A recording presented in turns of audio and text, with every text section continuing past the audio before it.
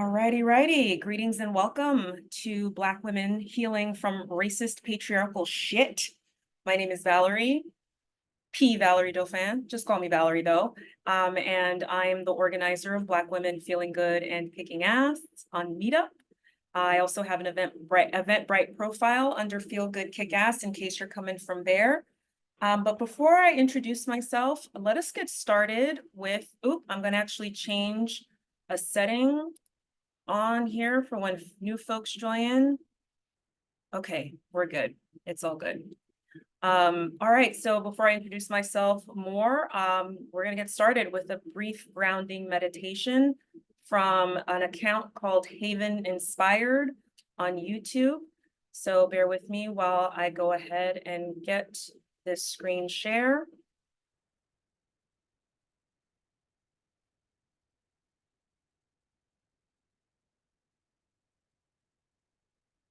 Here we go. Just get yourself in a nice, comfortable position and enjoy the meditation.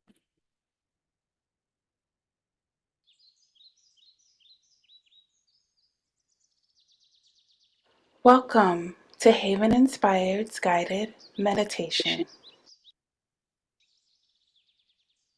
Let's start out by finding a comfortable position. And when you are ready, gently close your eyes.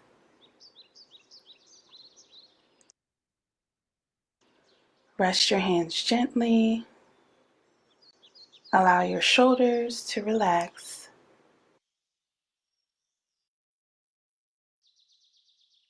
Lengthen your spine so you are alert. Relax any tension in the body and face.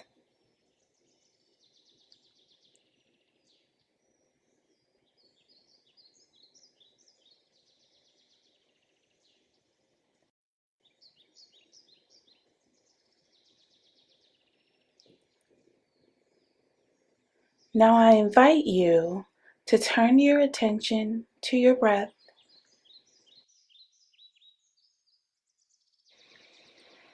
Let go of any noises around you. If you are distracted by sounds in the room, simply notice them and then bring your attention back to your breath. Simply breathe, and as you breathe, don't strive to change anything about your breath. Don't try to control your breath in any way. Just breathe without judgment.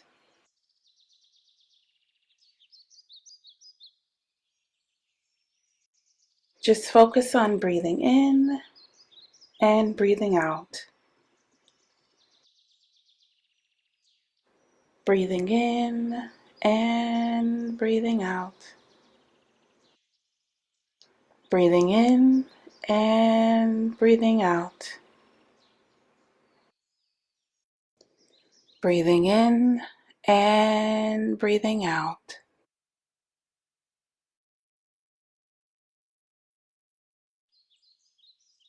Take notice of where your breath begins and where it ends.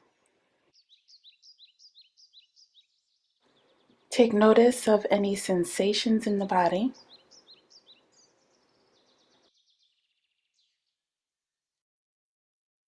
Notice any emotions, the state of your heart, or anything else that needs to be acknowledged today.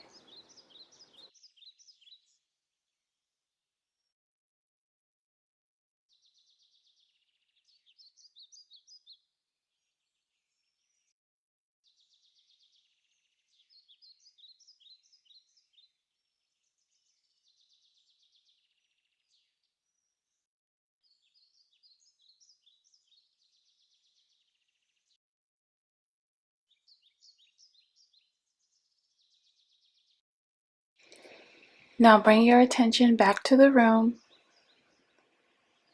and when you are ready, open your eyes.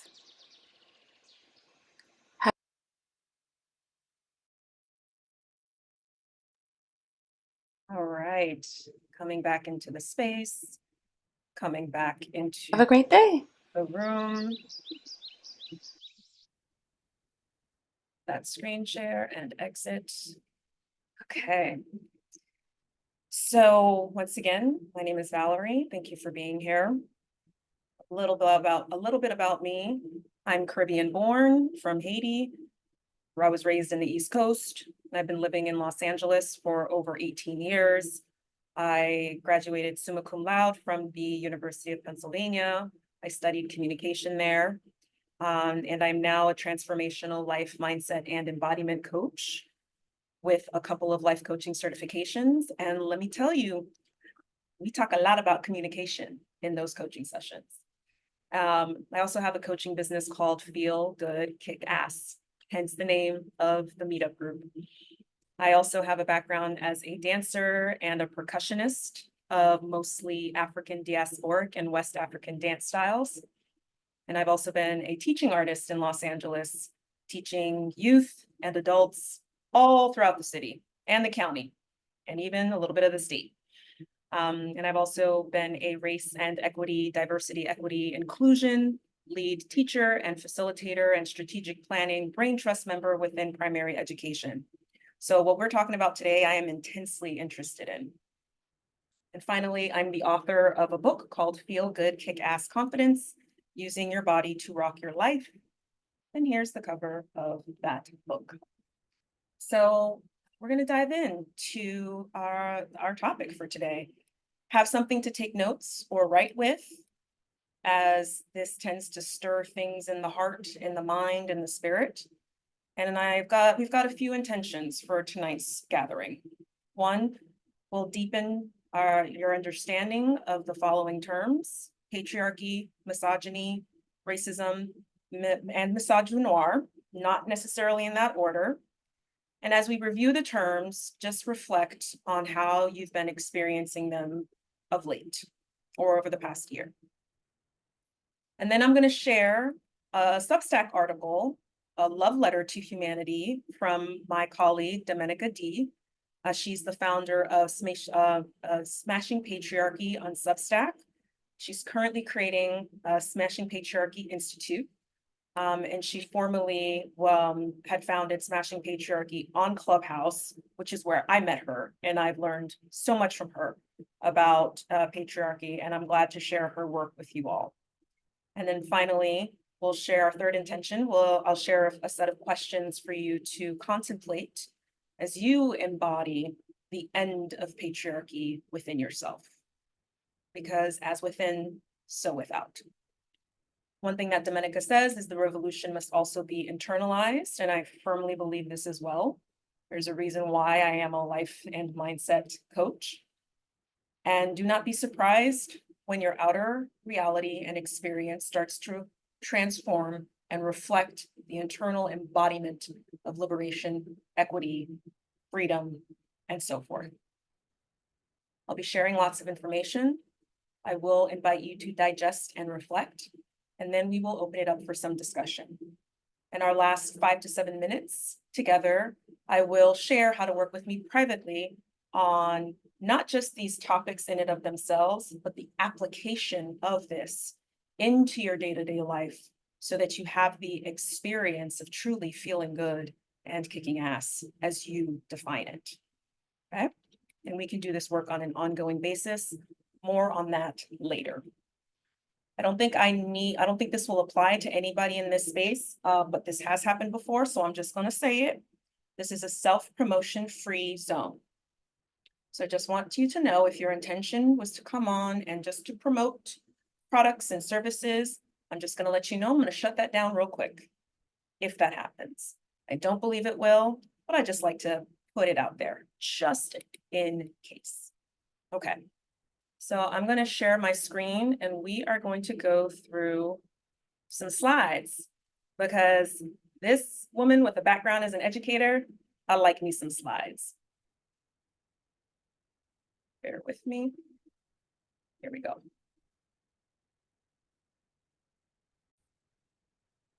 All right. Let's maximize this.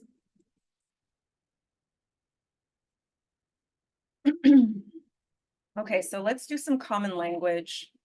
Let me check this so that I can see your faces. Okay. So common language, let's dive in. What is racism? It's interesting. I always like to start with this because people have different ideas depending on who you talk to. So is this the be all end all definition? No, but there are a few key points that I want to underscore. And this comes from a phenomenal leader, teacher, coach, Elena Aguilar. She wrote a book called Coaching for Equity. Let's understand that racism is a system of oppression. It's not just about prejudices. It's not just about, oh, I think this group is better than that. It's not just about, like if sometimes white people will be like, oh, that's some reverse racism. Yeah, no. It's a system of oppression, and it emerges from the belief that one race is superior to another based on false ideas about what constitutes superiority based on biological characteristics. The only racist system that has ever existed is one that's based on the ideology of white supremacy. System is designed to benefit and privilege whiteness by every economic and social measure. Once again, this is not just about prejudice, it has to do with livelihood, okay? Hence the economic and also the social measures. So in a nutshell, racism equals prejudice plus power. Power to make choices that affect millions and billions of people. And in the United States and also many places in the world, institutional power is held by white people. Oh no, let me go back. There is something on my screen that is blocking me from seeing all the things. Let me move that out of the way. So a racist is someone who unconsciously or consciously upholds a system and culture of white supremacy. Different schools of thought, different folks will, you may hear white body supremacy, like Resmaa Menakem in his book, My Grandmother's Hands. He calls it white body supremacy. I've heard other terms. So it's kind of like pick your terminology, but we're talking about the same thing. And if you need more resources on what white supremacy culture is, I did do a 6-hour masterclass series on understanding and dismantling. It's about 15 characteristics of white supremacy culture and how to recognize it and dismantle it in the workplace and how to see how that shows up in your relationships and other areas of your life, including the relationship with yourself. That masterclass is on Teachable, and you can access that on my website on feelgoodkickass.com on the homepage. It's called Kick White Supremacy's Ass. And it's a course, it's $57, 6-hour training. So that's another resource to further deepen your understanding on this. Let's talk about sex and gender.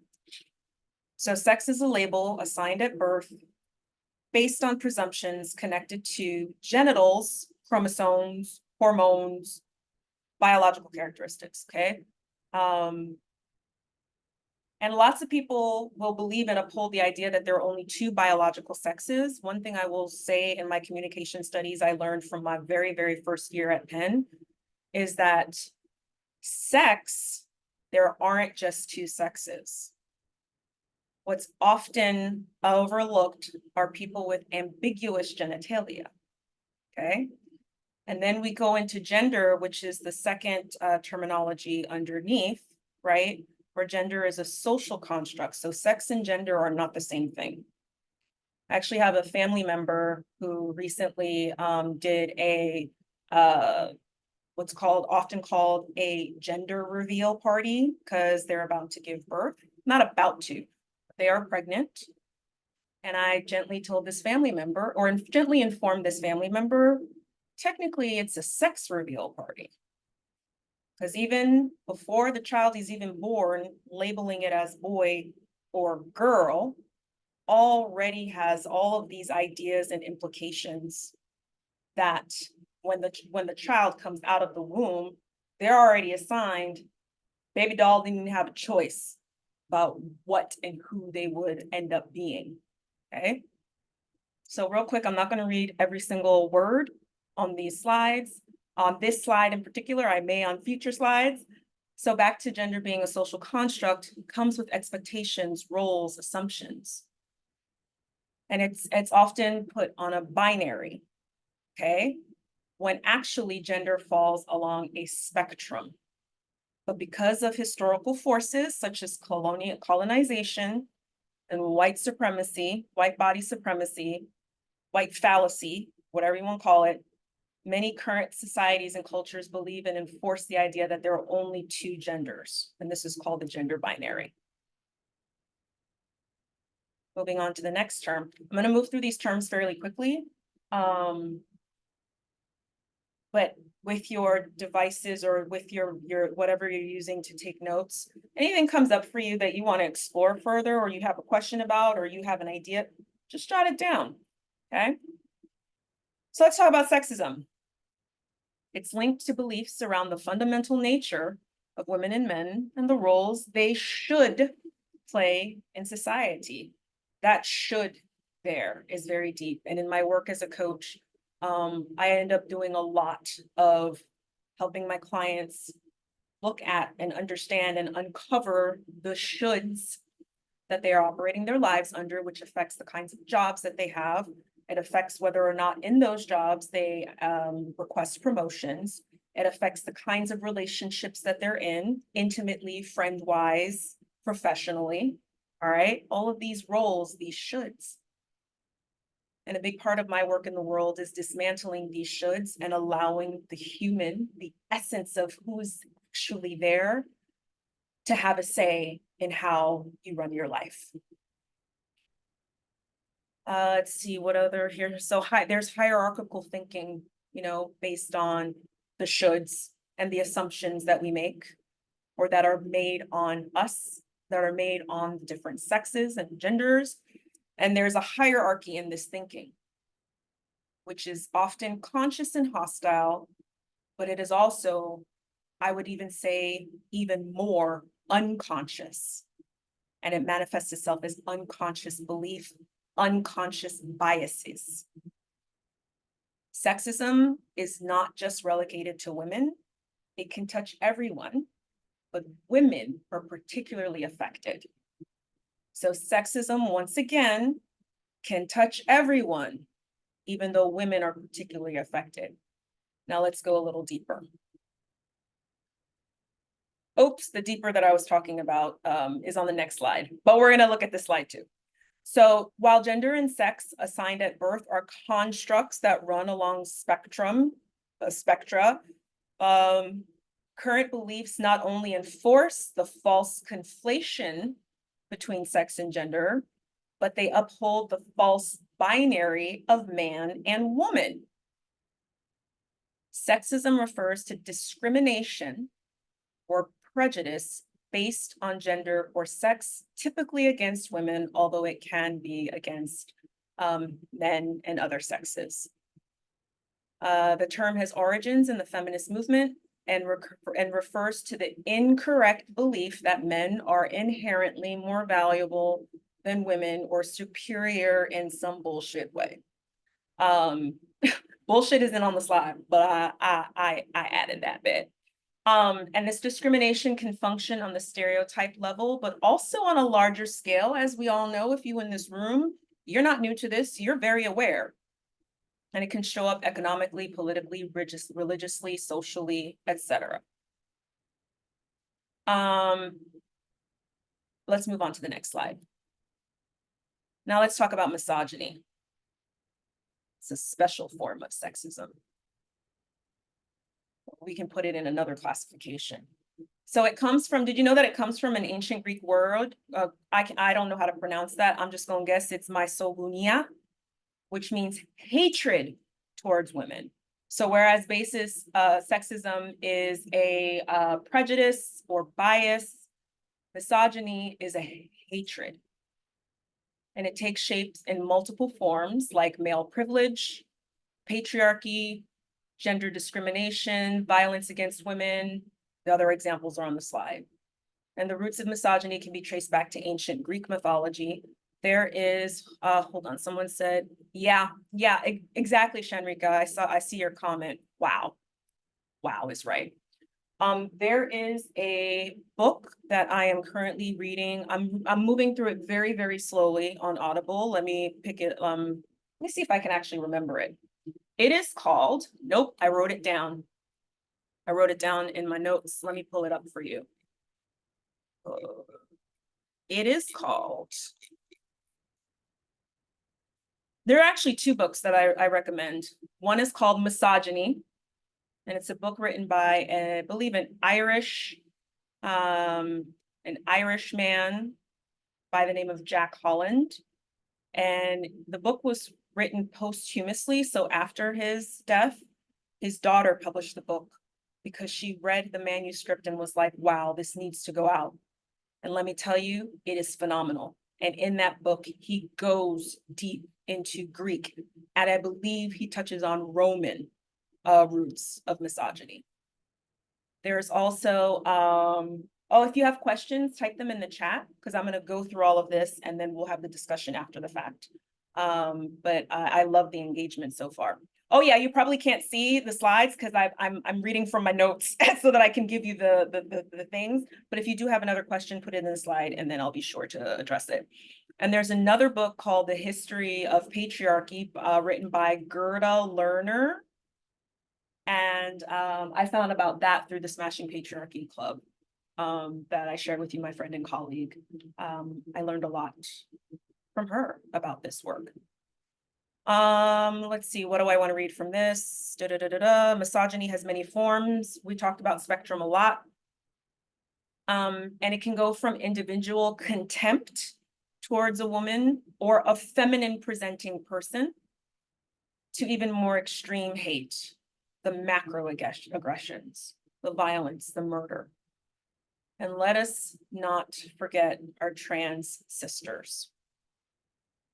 I've personally worked with the trans population facilitating body image workshops for a few years in Los Angeles. And so there's trans misogyny, which is specifically about the social, interpersonal, and institutional prejudice and violence that targets trans and non-binary individuals. By the way, did you know that non-binary and trans is not new, it's ancient? Two-spirited people, okay? So once again, when patriarchy developed and formed, and you can read more about it in the History of Patriarchy book that I shared with you by Gerda Lerner. It's been existing for years, but it's patriarchy that's like, oh, this is new. This is some new weird shit. It's not. It's actually quite natural. Yes, I can, let me type the last name of the authors in the chat. So there's Gerda Lerner and Jack Holland. Thank you for asking. Joy. Okay, moving on. Oh, let's talk about misogynoir. We got the combination of misogyny and sexism, misogyny, and racism. So anti-racism involves the unique ways that anti-Blackness is actually a very specific form of internalized racism. So in the very first slide where we looked at what is racism, and it said that anybody can be a racist if they uphold these beliefs. And internalized racism in itself is a subsystem. There is a book about, I believe it's called Internalized Racism by Donna Bivens, Bivens, and she talks about what is and isn't internalized racism. But anyway, I'm not going to go too deep into that, but I just wanted to say, essentially, internalized racism is when the targeted communities like Black community, Hispanic community, I can't even say Hispanic, Latino, however, there's different identifications, or Spanish people from Spanish-speaking countries. There's a whole, even another conversation around that. because the Spaniards were colonizers themselves, okay? So anyway, so we got the internalized racism when the communities of color embody and believe about themselves and the other people in their community what the white supremacists say about them. And when I say white supremacists, I'm not just talking about the KKK, whatever. Those are extreme examples. White supremacy is actually a whole lot more subtle than that. So let's go back to Misogynoir. It involves exploring unique ways that anti-Blackness shows up in different forms in everyday life. When trying to understand a person's experiences, intersectionality is very important to consider. So we've got Kimberly Crenshaw, who has a phenomenal podcast called Intersectionality Matters. It is a brilliant podcast. Subscribe to it, listen to it. So she's a scholar. She coined intersectionality, and it was initially defined as the unique forms of oppression that Black women face. That term has become more mainstream and is conceptualized as the experience faced by those with intersecting identities. This is critical because not all oppressions come out the same way. Now, from that is a newer term, misogynoir, which is coined by Moya Bailey, whom you see on the top with the scarf. And this was developed to describe the specific hatred, dislike, distrust, and prejudice directed toward Black women. And then anti-racism education and efforts must explore misogynoir, how it manifests, and how it can be mitigated. Now, y'all, I'm not sharing all this information to instill more fear. It's about knowledge and knowing what is happening, okay? And I like classifications when it helps to deepen the understanding, but not so much so that you feel paralyzed by it. Because if that were the case, I would not be a coach and supporting my clients, Black and brown women, to radically transform their lives. Just wanted to add that piece. Now, we end the terminology with patriarchy. And I'll tell you why we ended it here. So first, let's look at it. There are a few different definitions. I like this one because Bell Hooks, born Gloria Watkins, did a phenomenal work. Read her essay, and actually in the meetup group last year, did a few different meetups virtually where we read through her essay, Understanding Patriarchy, and had some phenomenal discussion around it. And so it's a political social system where males are endowed with the right to dominate and rule over those they perceive as weak, and then they maintain that dominance through various forms of psychological terrorism and violence. The way that she says psychological terrorism, it really captures it in a very poignant way to help understand and to help see, like really see how critical this is. And so patriarchy in its Eurocentric form. So we also got African patriarchy, which I am not well versed in, so I'm not gonna speak to that specifically. But I will say in its current Eurocentric form is the interlocking political systems of imperialist, white supremacist, capitalist patriarchy. I will go so far as to say toxic capitalist.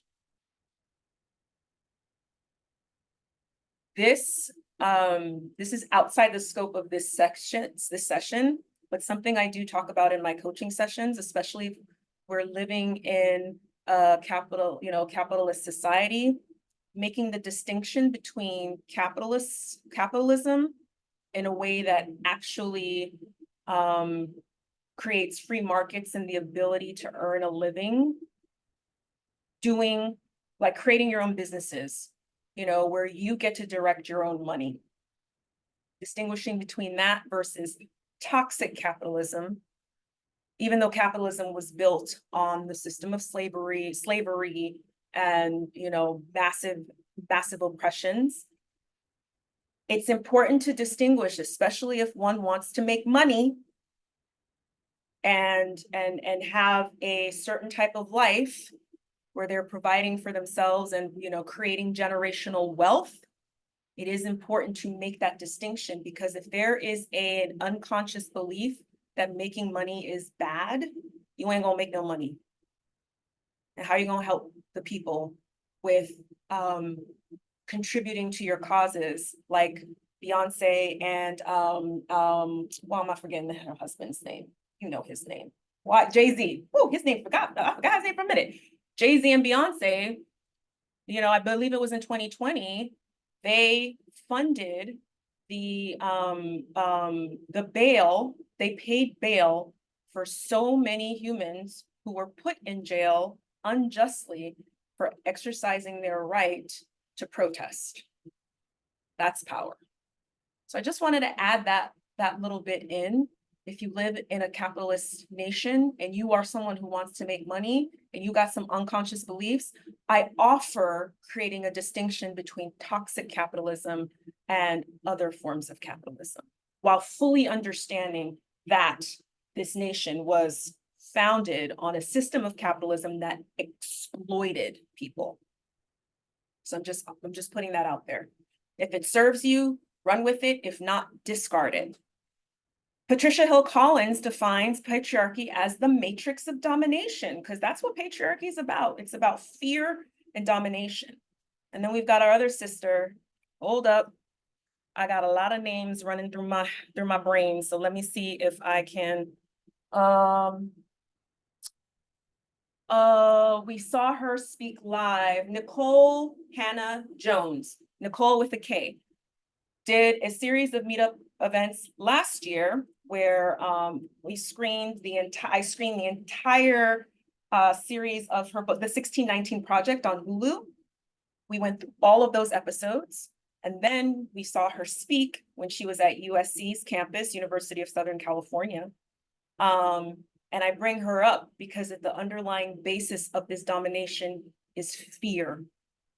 And the fear runs, fuels the need to control, and then the oppressions. So if you're not familiar with the 1619 Project, I implore you to get familiar with it. And it's based on the Mayflower wasn't the first ship that came to the United States. It wasn't 1790, oh Lord, 1776. I'm not remembering the dates because my new date is anchored to 1619, when the first ships that hit what is now the United States had enslaved peoples on them. It wasn't the fucking Mayflower. I like Patriarchy Blues author Frederick Jones. He is a African-American. That's actually another event that we did last year. I think we did it twice. How do you identify? Because I just said African-American. Do you identify as Black, African-American, Afro-Caribbean, mixed, whatever? That is a dynamic conversation in terms of identity, because how you choose to identify and how you see yourself affects how you show up and what you believe is possible for you. So that's just a side note, because I described him as African-American man. I don't refer to myself as African-American. My lineage is from the Caribbean, so I'm Afro-Caribbean American. So choose your identity, or you can call me Black. Although even in that self, there are schools of thought that are like, but we ain't got Black skin, right? So choose what allows you to fucking thrive at the end of the day. All right, according to Frederick Joseph, the author of this it's a phenomenal book. I haven't even scratched the surface of the book, but I'm just like, damn, this is good. So one thing he says is, from an attempted intersectional and inclusive lens, I define patriarchy as the emotional, physical, mental, metaphysical, political, social, and economic manifestation of a false belief and oppressive ideology that individuals and groups aligned with what is subjectively deemed to be femininity and or womanhood are inferior or of lesser value than the subjective opposite The subjective opposite. He didn't say absolute opposite, subjective, because this shit is subjective as fuck. In essence, masculinity and our manhood.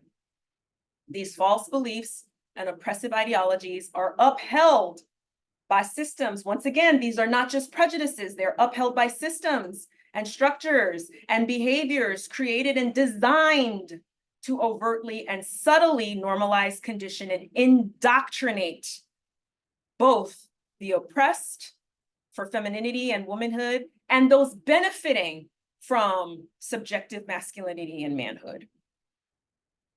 That word designed is critical.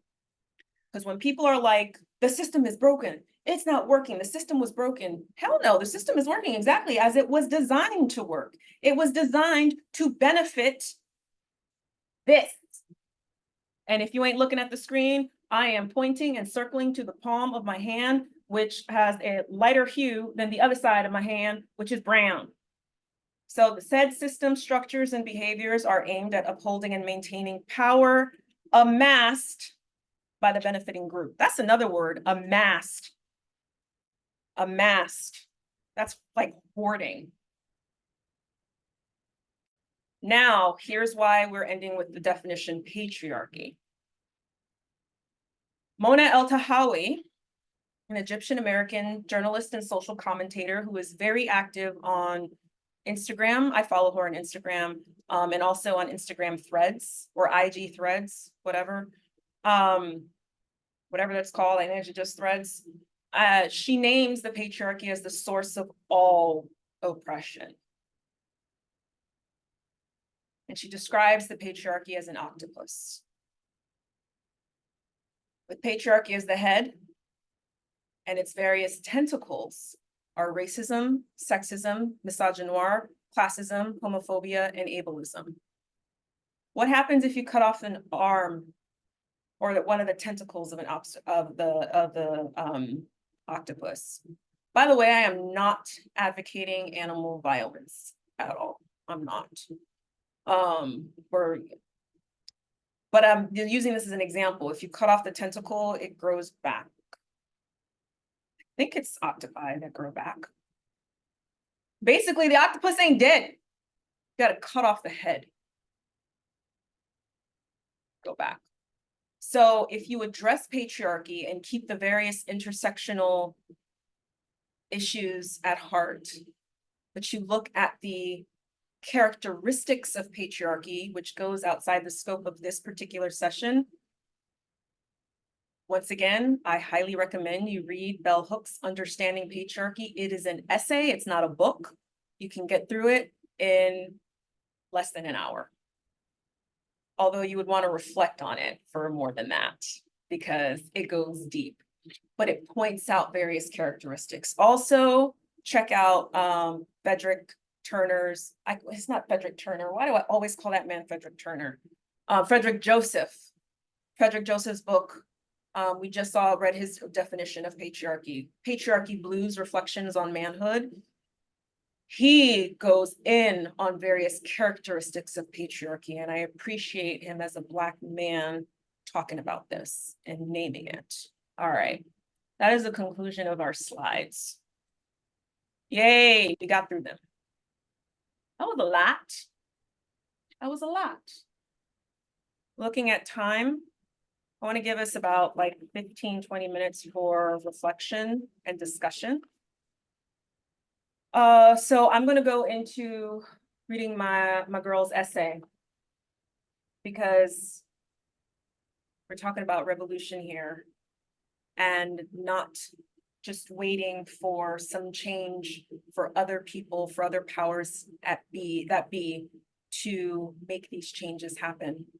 Okay. My work as a coach is not about, it's affecting the macro, external,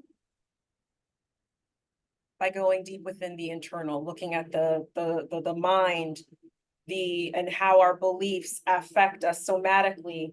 Because you do know for every thought that you think, there's a feeling that's accompanied with that. Mm-hmm. And the feelings that you keep cycling over and over and over. And then we've got trauma involved. They get lodged in the cells. And your feelings dictate what actions you do or don't take in your life. And your actions are what create the results you are experiencing in your life. And it all goes back to the thoughts and the beliefs. So I go straight for what can mostly be affected, which is the internal world. And I love this essay because she goes in on it. Before I go through this essay, just take a deep breath, y'all, and just notice what you are feeling in this moment. Feel free to jot down some words, or if you've got a voice recorder, if that's how you take your notes, as long as you are on mute, so we can have a clean recording. Just reflect on how you feel having heard or read through those slides. Okay. Come back to your body. If you are feeling disturbed, I invite you to do a physical embodiment practice with me. Let's do some somatic releasing a little bit. I practice Qigong. It's ancient, traditional Chinese practice. It's where Tai Chi, various martial arts, acupuncture, acupressure come from. And my teacher in Qigong, she actually does a fusion of yoga and Qigong, although I'm not a fan so much of yoga these days. Qigong is a lot more gentler on my body. And so one of the things that she keeps saying is the healing power of our hands. And so if you're feeling activated or some type of way after having gone through everything that we've gone through, pet your neck like a kitty cat. Speaking of kitty cats, I have a cat, my 7-year-old, almost 8-year-old baby, Nico. Today is our 3-year anniversary. I adopted him 3 years ago today, brought him home for the first time, and he's been with me. That's another thing, as you pet your neck like a kitty cat, and just envision the soothing energy going right into your heart. And then something else you can do, I'm gonna stand up a little bit so you can see. Sometimes, for a lot of time for folks, pressure is very healing. So you can place your hands over your chest, your heart, and just apply firm downward pressure. That often helps to invite a sense of feeling grounded, especially when you're kind of like up here, up here, up here, bring it down. And as you're applying that firm pressure, exhale out through your mouth.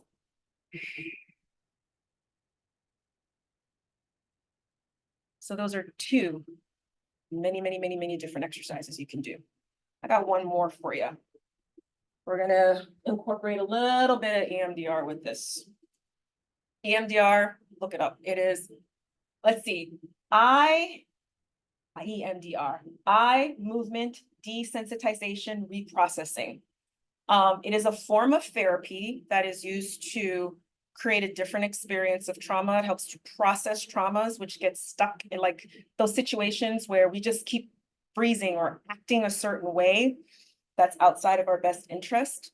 So EMDR uses an object often where you have to pass the midline of your body and your eyes just go back and forth, back and forth. So you can take a ball, okay?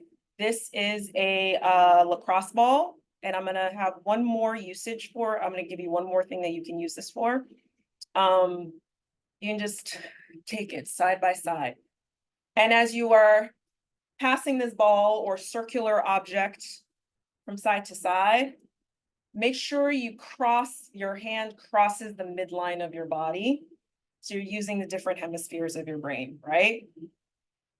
That's one more. I got the fourth one for you. I can't show this to you because I'm going to put this under my feet. I like to do this while I work. It helps connect me to my body because, you know, when you're working, you can get all up in your head. Roll the lacrosse ball under your foot and really apply that downward pressure. Serves a couple of purposes. I actually learned this from my brother. I don't know, I didn't tweak my knee, but like there was like a knee thing last year where I was like, oh, I'm feeling like this weird little thing after I did this exercise. And he was like, my brother's a bodybuilder, prep coach, personal trainer. Follow him on social media. You can follow me, and then I'll give you his link to follow him. So on IG, I'm Feel Good Kick Ass, and my brother is Elysium at Ali ALI .SIUM, a play on the Elysium, the word. Or Elysian. Yes, but his is Elysium because his name is Ali. Okay, roll this under your foot. And by placing the pressure on the ball of your foot on this ball, not the ball of your foot, excuse me, the arch of your foot. You really want to dig the arch of your foot into the ball. And then he knows the kinesiology of it. I don't. It does stuff to correct what needs to be corrected. But I also love using it just to keep myself grounded and centered and just connected to my body, especially as I work. Best to do it standing so you can really put pressure on it. But I'm just introducing these things because life, mindset, and embodiment coach, the body, okay? Important. We work with our bodies. So we got pet your neck like a kitty cat. We've got applying firm downward pressure on your chest area. We've got the EMDR type practice, and then we got the feet, okay? So we got your eyes, your hands, your neck, okay? And that's just four things that you can use, okay? So now, all right, hope you're feeling calmer and more settled if you were feeling activated before. I'm gonna dive into this. Let me drink my tea a little bit. Hold out.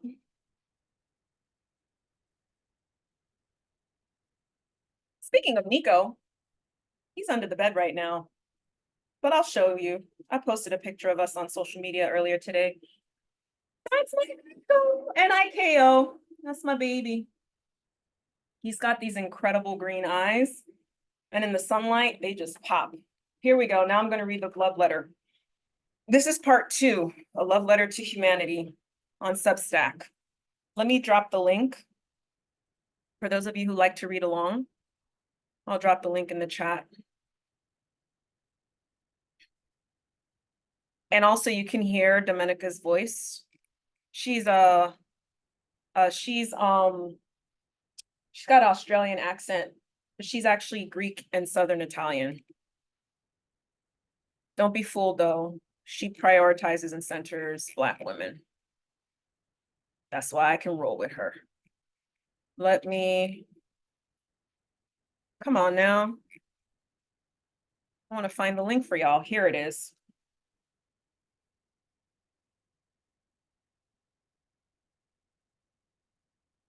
Boom.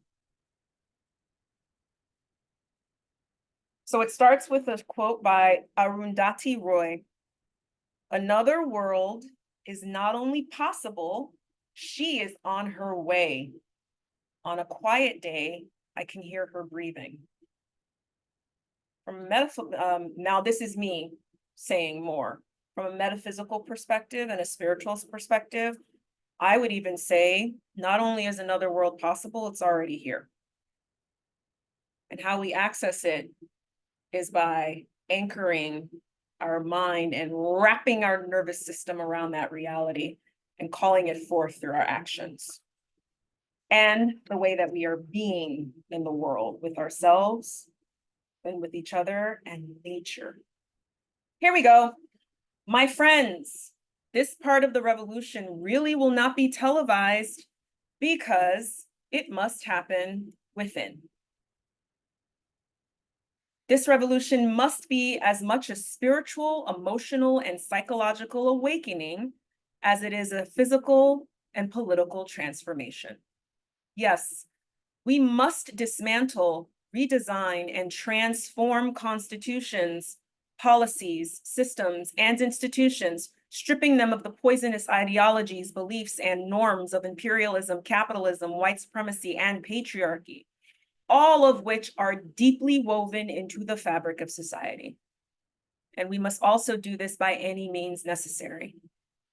But we must also recognize how the very roots of these oppressive systems have deeply infiltrated our hearts, minds, souls, and bodies. We must acknowledge how the systems and institutions of imperialist, capitalist, white supremacist patriarchy have constructed the very environments that shape and socialize us into who we are as individuals, communities, and societies. Together, we must embark on this inner journey, shedding the layers of oppression we've internalized for the survival of humanity, the earth, and all life depends on it. We must come to understand how our macro and micro systems are intertwined and interdependent reflections of one another. As above, so below, as within, so without. Thus, it is imperative that at all levels, we must undo and untether from the shackles colonial patriarchy placed upon humanity in the name of total dominion, in the name of total domination and power, and instead move toward a world of balance, symbiosis, and justice. We must remember we are not separate from nature, we are part of her. Each of us cohabitants of this magnificent earth, deserving of the resources needed not only to survive, but to thrive, with a birthright to self-actualize. I'm gonna read that again. We must remember we are not separate from nature, we are part of us. Each of us cohabitants of this magnificent earth, deserving of the resources needed not only to survive, but to thrive, with a birthright to self-actualize. But this can only happen when our spiritual, emotional, psychological, and physical needs are met. This can only happen when it is understood that the earth and our minds, bodies, and souls are not mere commodities, resources, or objects for transaction. This can only happen when we remember we are sentient beings, sovereign entities, entitled to freedom from dominion and control and extraction of our power. This can only happen when we collectively agree that power is innate and should be shared and is not to be extracted and hoarded. The difference between the two is in being relational versus transactional, in being reciprocal versus unilateral, in being symbiotic versus parasitic. We must understand that symbiotic mutualism governs the natural world, and if we are a part of it, we too must be symbiotic. We must unlearn the parasitic ways of the oppressors, embracing relational, reciprocal, mutual, restorative, and transformative ways of being, relating, living, and loving. It's time to take our power back. It's time to ascend on a new journey towards justice as the arc of the moral universe bends towards it. We owe this to our ancestors, to all ancestors who suffered silently, whose voices, stories, and lives were erased. We owe this to our sisters and brothers who continue to suffer in the same way. We owe it to our children and our children's children who remain innocent through it all. We owe it to our great mother who continues to hold us and guide us with her lore, L-O-R-E. The shadows of oppression and abusive power can no longer hide. They are now exposed, hidden in plain sight, demanding our gaze and understanding. We must confront them, deconstruct them. We must let them die and decay and rot away into the earth and the ethers to be transmuted and transformed into what must come next, a revolution. what must come next is a revolution, a return to our humanity, a commitment to mutual accountability, a reawakening of our true nature, and a realization of our highest human potential, an embodiment of unity, love, empathy, and compassion, a celebration of a world where power is shared, kindness prevails, and community flourishes. I'm gonna pause for a second because one thing I want to say, so I'm all about the end of patriarchy, end of patriarchy. Lots of people are like, end the patriarchy, fuck the patriarchy. What you gonna replace with patriarchy? A lot of ignorant folk will be like, oh, what is it you're gonna say? You're gonna replace it with the matriarchy? Then you're just gonna put the power onto the bump that shit. We need that paragraph that I just read, that's what I'm talking about here. Let me read that shit again. It's not shit, excuse me. Let me read that blessing again. Let me read that fertilizer again. Well, shit is fertilizer, but you know what I mean. A return to our humanity, a commitment to mutual accountability, a reawakening of our true nature, and a realization of our highest human potential. An embodiment of unity, love, empathy, and compassion, a celebration of a world where power is shared, kindness prevails, and community flourishes. Okay, now I'm going to continue reading. Actually, I'm gonna go on a side note again, okay? Because so last year I did a series of videos. They're about like 7 minutes long. They're on my website. If you go to feelgoodkickass.com, if you go to the videos portion of my website, all of the videos are there. And the video series is equality versus equity, or equity versus equality in a nutshell. So how do we get to this? Okay. How do we get to the embodiment of patriarchy? Some people, excuse me, well, not the embodiment. We don't want the embodiment of patriarchy. We want the end of that. What are we replacing it with? How do we get there? A lot of folks who want to bypass doing the work will be like, well, then let's just jump straight to equality. And well, the problem with that is when you go straight to equality and you don't right size the wrongs that were placed on so many peoples and communities that have been oppressed who need to be seen and healed, that requires lifting us up. That's equity. There is going to be a little bit of what feels like inequality. I said what feels like, but it's not actually inequality, because when you've had generations and generations of a particular group of people who have been benefiting more than everybody else, you got to right size that shit. And if that means for a time being that you ain't receiving as much, so the fuck be it, so that we can get here. You will hear different schools on thought on that, but you know where I stand. Go check out the video series. I break it down. I break it down like from like a very, very basic, like I use track and field examples and examples of nutrition from like the first video to give a very like basic understanding of the difference between equality and equity. Moving on, now I go back to this article. As we stand at the crossroads of history, facing the oppressive forces that threaten our humanity, remember this: the revolution must be internalized.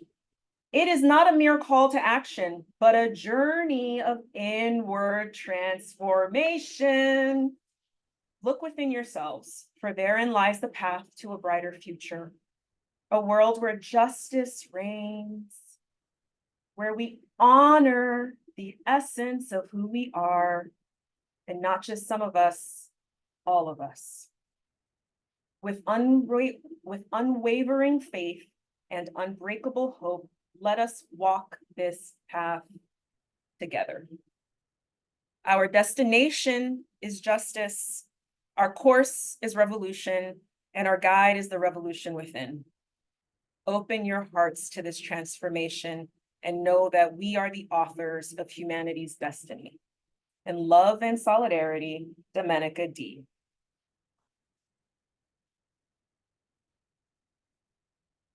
Okay. Now we're going to do some self-reflection. We'll have about 15 or 17 minutes for this. And then we're gonna open this up for some discussion.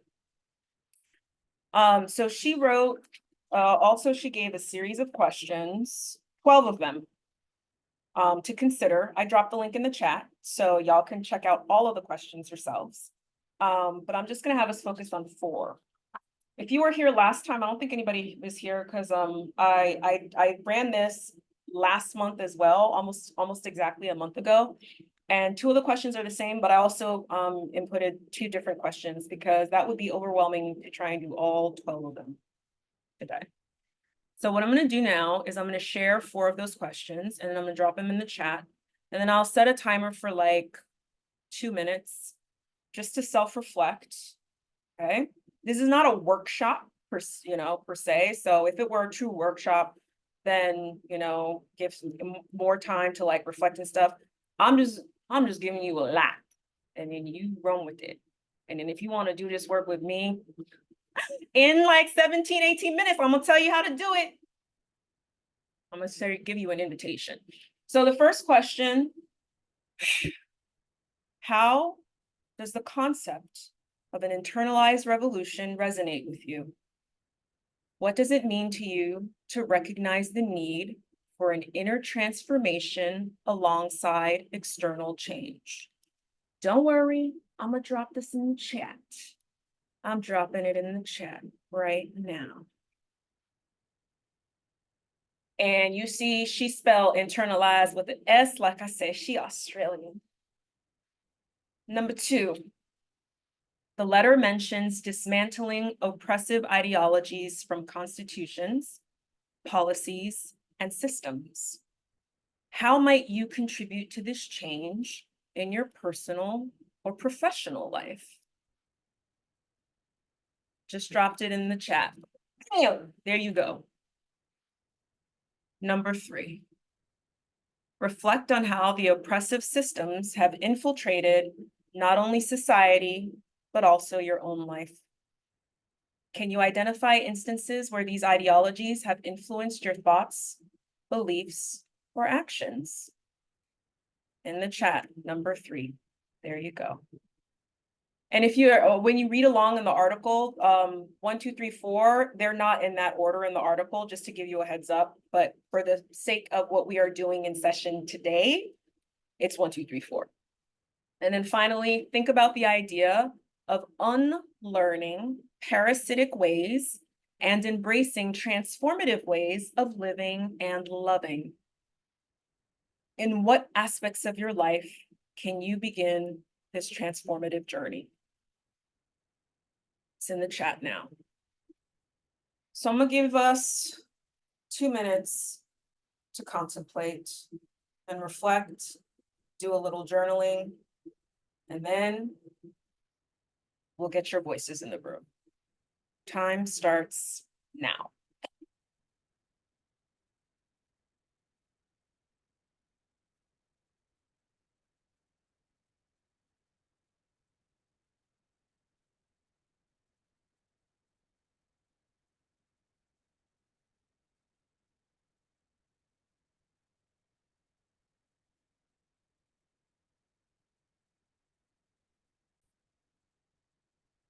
At this time, let's get your voices into the space. So we have about 10, 12, 13, let's give it 13 minutes to share. Got an intimate crowd today. Not a crowd, just an intimate group of us. So share what's on your heart, share what impacted you most, or if there's a question that you feel particularly called to pontificate on verbally, you can do that too. Just be mindful of how long you share. I'm not going to time it. Just be mindful of how long you share. Just know that there are others in the room who may want to get in on that too. So with that being said, floor is open. By the way, it is being recorded, but I'm not sending this out globally. I am making this available for people in the meetup group or people on my email list, and y'all who are in the space. So this isn't going to be like anybody can hop in on it and et cetera, just so you know. That being said, floor is open.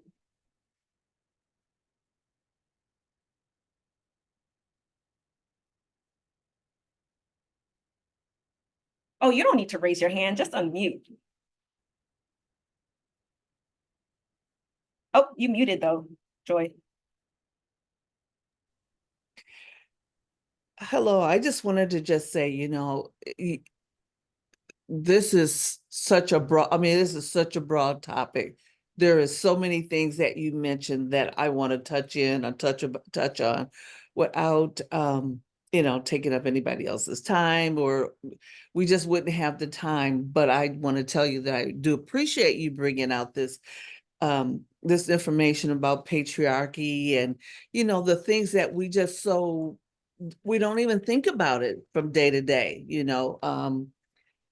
how we're being seen, how we are in response to just being in society, just our day-to-day living, how we are at work, how we are in relationships, and how we see ourselves. So it's just so much information here. I don't even know if I would have time to even, to think about it or to talk about it. The history, the history of patriarchy, we just go through our lives and we just take it for granted that that's just the way it is. And I don't even know if consciously we are aware how we have shrinking our own selves to fit into what society has. We're afraid to be ourselves and be whoever it is that we are, whatever it is. And it's not encouraged, especially for women, especially for Black women. I don't know. I definitely would like to read some of those books. Some of those I am familiar with, but I just want to thank you for just bringing out a lot of food for thought.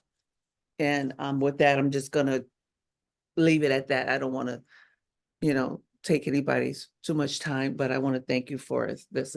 It's a lot of good information. Got it.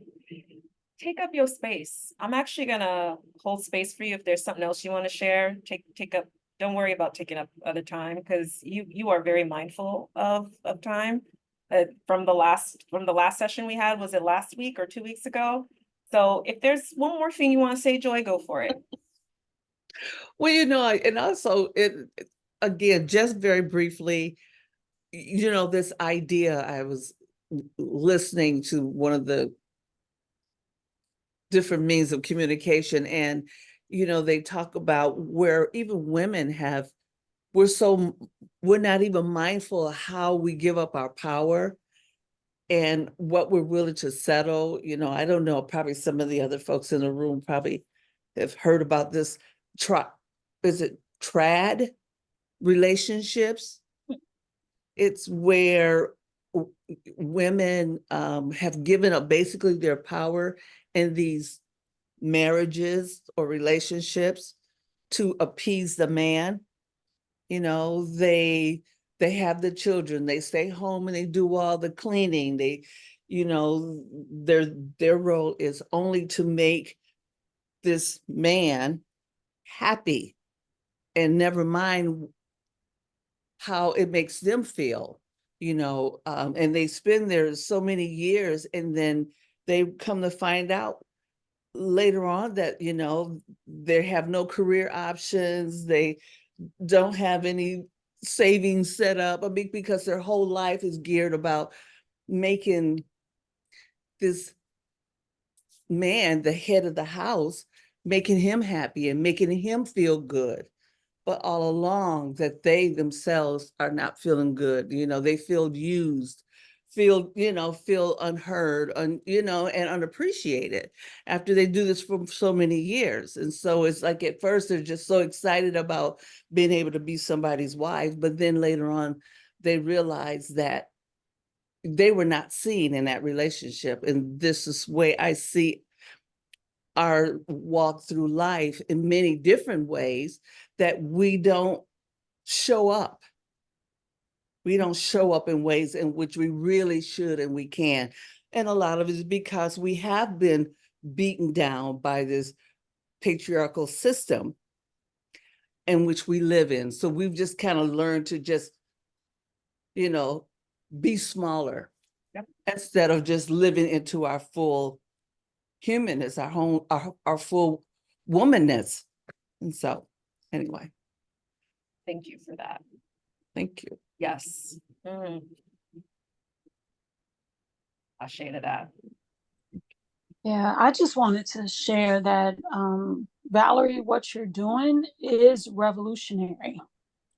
And you're making you're creating a space where we can start thinking about this stuff, because we're in this, American system, we're in this rat race, we're in the world just moving, trying to make this happen, that happen. And they got us so busy that we're not even thinking. Yes. And this space is making us to slow down and think. Mm-hmm. Think about what's going on as far as your life, your future, history. It's really interesting. So I appreciate the space, and I'm so here for it. And I have so much to learn. So again, I thank you for this. This is changing hearts and spirits and minds of women. Yeah. You are very welcome. Is it Shanrika or Shanrika? Sean.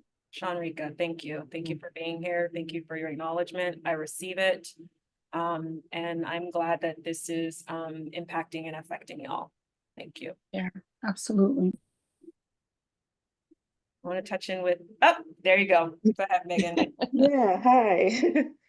Yeah, I just wanted to piggyback off of what everyone has been saying, and to thank you also for this putting on this event and providing this information and whatnot. Thinking about like what Joy said about the trad wives and like this phenomenon of like women on social media like going back to like wanting to go back to like traditional gender roles. I think like being broken down is such a good way to put it, because like I think it's like a symptom, or it's a band-aid solution to a problem that's really a problem of like, capitalism and like colonialism and racism and white supremacy, where we are lacking community and we are lacking like a focus on like family and like supporting like each other. And so, but I think a lot of like modern women, I think, I feel like a lot of modern women are so far removed from like previous movements, like women's lib movements, that like, I think that the only way a lot of women can think of to capture that like feeling of community is to like simply return to like traditional gender roles. And like they're like, oh well, I don't want to work because working under capitalism, right, it's complete like really extractive and like exploitative. So they don't want to do that. So yeah, the only script that a lot of women have is like traditional gender roles. Yeah. But I think about like, what do we do with women, or like with people, with folks who don't have like the means to like gain other perspectives or to gain more information or enlightenment about like, what is actually happening to them, what they're actually feeling and where it's coming from. I think about that a lot. And yeah, I don't know. I definitely like events like this, I think helped a lot.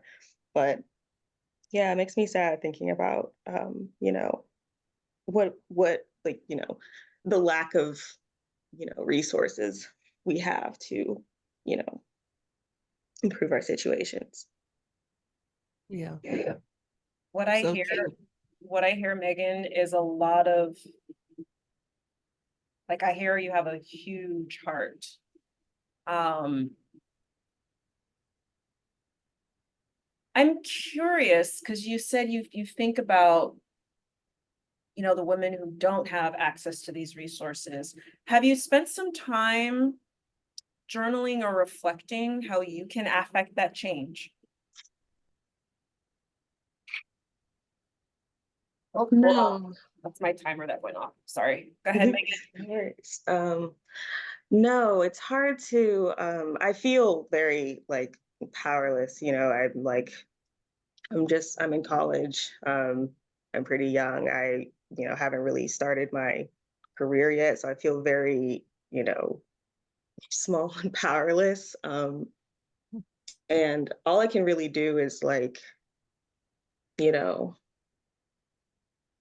do my studies and like, I'm also a teaching assistant. So like teaching um, my students and whatnot. Um, And I guess those are the only small ways I can think of.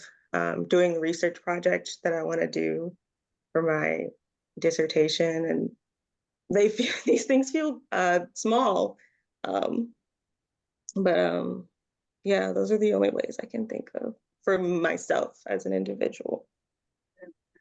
Thank you for, oh, I'm hearing a little bit of feedback. Hold up, wait a minute. All right, I just muted you. I just muted you because I think the feedback was coming from that. But if you want to speak up again, let me know and I'll unmute you. So I'm just gonna be real with you, Megan. I identified some beliefs that are not serving you. And I'm here to tell you, you got so much more power than you think. Mhm. And thinking, and you gave me some reasons, I'm gonna say excuses, why you don't feel that you are equipped to affect change. You said you're in college, you said you're very young, you said you haven't started your career yet, you think you're small and powerless, and these things feel, oh shit, I can't read my handwriting.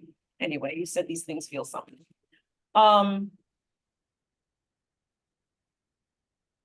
I suspect that there's a part of you that thinks if you are not making a change, I'm just making an assumption here.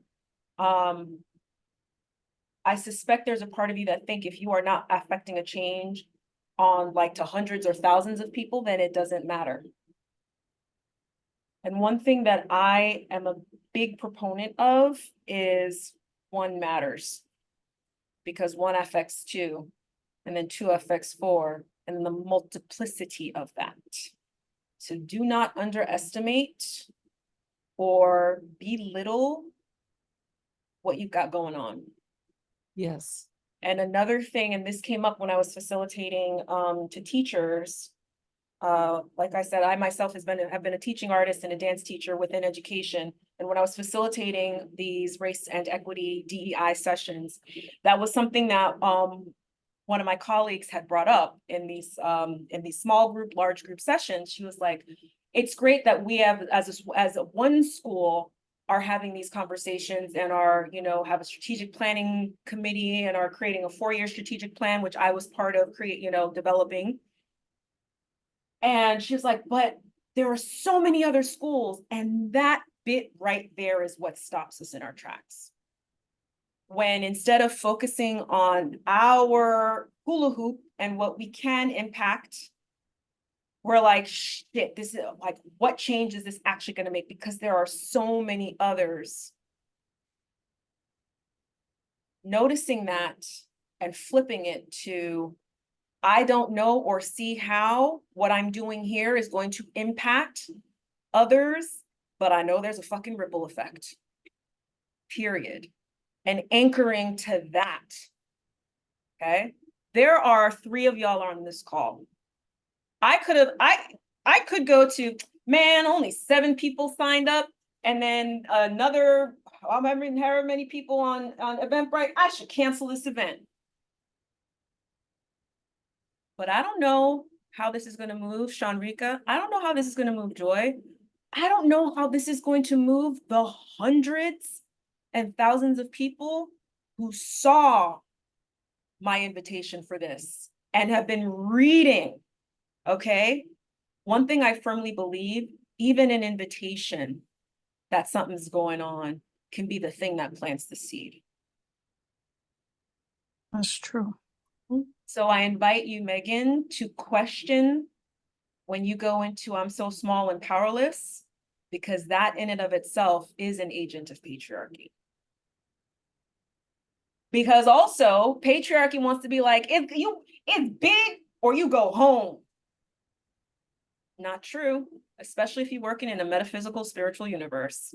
Hallelujah. Megan, what you had to say? I saw you on mute. Oh, yeah, I was gonna say that is so, thank you for saying that. Actually, that has opened up my mind and like made me see like just how much like that type of thinking is part of like patriarchal colonialist white supremacist thinking. And yeah, I think I can think more about you know, what small things I can do, what I am doing, you know, every day, the internal work I do every day that contributes to this. So yeah, thank you, I appreciate it. Got it. You got it. All right, y'all. I'm gonna talk about my invitation now, since we talk about invitations. So, bear with me. Ooh, read what Shanrika said. What did Shanrika say? Be patient with yourself. We have been in this for a while. We have work to do to get out of it. Yes, Oh, yes, yes, yes. That was for you, Megan. All right, I'm gonna share a little bit more with y'all. We may go over by a couple minutes. If you have to leave, leave, but if not, bear with me for a couple more minutes. So I want you to imagine what it would feel like if you were truly anchored to post-patriarchal life on Earth. If you were truly anchored to, let me reread this bit here, embodying unity, love, empathy, and a celebration of a world where power is shared, kindness prevails, community flourishes, you flourish. Imagine what it would feel like if you were anchored to a life of joy, of freedom, and that you didn't need to see the signs of it first before you embraced it and experienced it. But instead, you operating from that belief and allowing it to reverberate through your cells is the catalyst for that reality coming into existence for yourself and for those you care about. What would it feel like if whenever you walked into a room and there was a bunch of white people, you didn't change anything about yourself? You didn't change your behavior. You kept your facial expression as it was. If you were talking to people, you kept talking to them the way you were talking to them before them white people walked in the room. Or if you were on a phone call and you walked into a space and there's a bunch of, right, okay? You were just you. You allowed yourself to be you. What would it be like if you didn't have that pressure on yourself to be 10 times better because you're Black or because you're a woman and you got to work that much harder? What, and you got to be that much prettier. right? What if you didn't act from the idea that says you already have so many strikes against you? What would it be like if you prioritized your rest, your playtime, and your restoration, and you had a lot more fun in your day-to-day experience of life? And what if that was the thing that birthed the successes that you're wanting to create? What if you took whatever poisonous bullshit you heard or saw on TV, on social media, or heard from others, whether there be the well-meaning people in your life or not, whether their intent was malicious or not, but you were aware of these things, but you did not let them seep into your psyche and your cells, but instead you were able to transform that bullshit fuckery into medicine and fertilizer that allowed you to further heal, uplift, and expand your ability to thrive. And to thrive as you defined thriving, not from the shoulds that said life is about survival. And what if, as an extension of you healing yourself, you help others access their own states of healing and thriving because of how you chose to show up in your life? What if your most painful obligations were lifted? What hurts most about your life right now? Nothing. And hold up, y'all, because I got an invitation coming. Which 3 areas, I'm inviting you to really to think about this. Don't unmute and speak, don't unmute and just speak just yet. I'm just asking y'all to imagine and to think. Just imagine and feel really. Which 3 areas you want to see the most change in your life? Could be relationship to yourself, with others, your work, time, money, if you got a business, if you're working for somebody else, your spiritual practice, your emotional health, physical health, body image, okay? Think of those which 3 areas. And if it's not coming into mind yet, don't worry, because I can help you with that.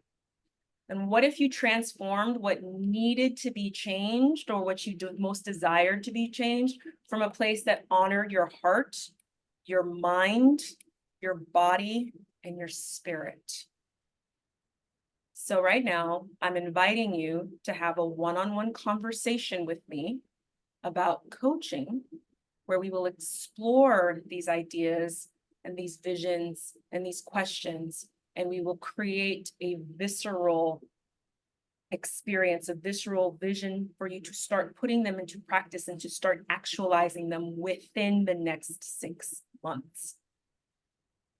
Not pushing it out for some time in the future, but we can get started on this as soon as tomorrow, as soon as Thursday. And I invite you, there's one notion that I'm going to invite you to question.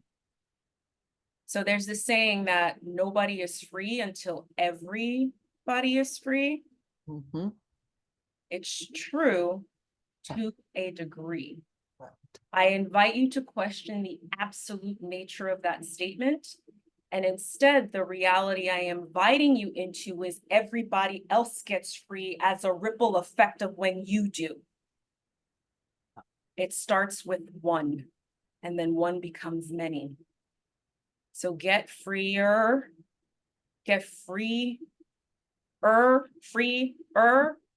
and then watch how that transforms the actions that you're taking in the workplace, the actions that you are and aren't taking everywhere else, the things you are and aren't saying in your relationships, the way that you are treating yourself as a woman of African descent. And so I invite you to step into this exploration with me during a confidential and free 90-minute phone conversation. I'm going to drop a link in the chat for that. And then I got a little bit more to say, and then we're going to wrap up our time together. Okay, let me exit that. So we meet on the phone, okay? You'll get the most out of this if you know that you are willing to embark on a 6-month journey with me to do this work. I don't give you no workbooks. There are no videos that I'm going to have you watch. It's just you and me showing up every week for 45 minutes. And your life changes. I've seen it happen over and over. But I won't get ahead of myself. Don't worry about the 6 months now. Let's start with that free 90-minute conversation. I have appointments available this week. And by this time next week, you and I could already have your first session done or on the calendar and begin our 6-month journey together. But we start with the 90-minute conversation. So please sign up to get on my calendar. Use the link that I just dropped in the chat. And if those who are watching on the replay, go to feelgoodkickass.com, and then you can book directly from the homepage. There it says work with me, or you just go to the coaching tab, feelgoodkickass.com/coaching, and there's a link to sign up for the consultation there. So that is our time. Thank you for showing up for this informational session. I'm just gonna call it a session because it wasn't a workshop. It was just a session. It was a session. We had a session, y'all. And that's that. Tell people about this meetup. Tell people about, if you came from Eventbrite, send them my, send them, have them follow me on Eventbrite, because I'm probably going to do this monthly. I used to do this monthly under a different format, and then I switched it up and started up again last month. But it's probably something that I'm going to continue doing at least on a monthly basis. But I will say that the real transformative work happens when you and I work together. And I will also say I recently dropped my prices.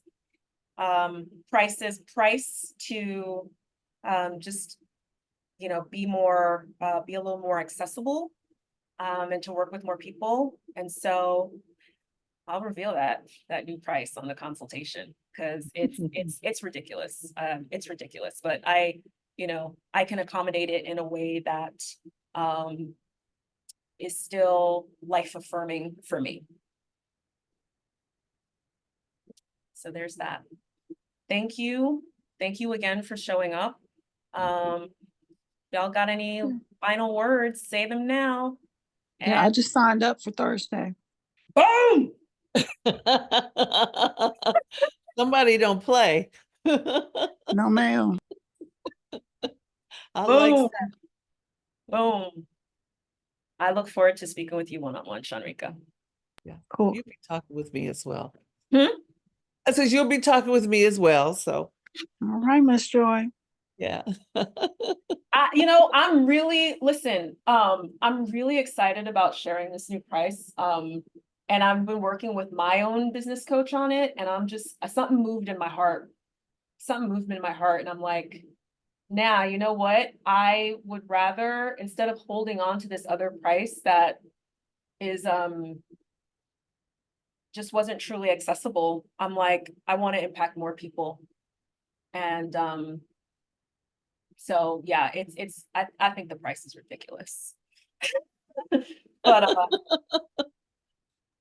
Thank you. whether or not y'all say yes, it's gonna be a vibe. Great. All right, y'all. Thank you.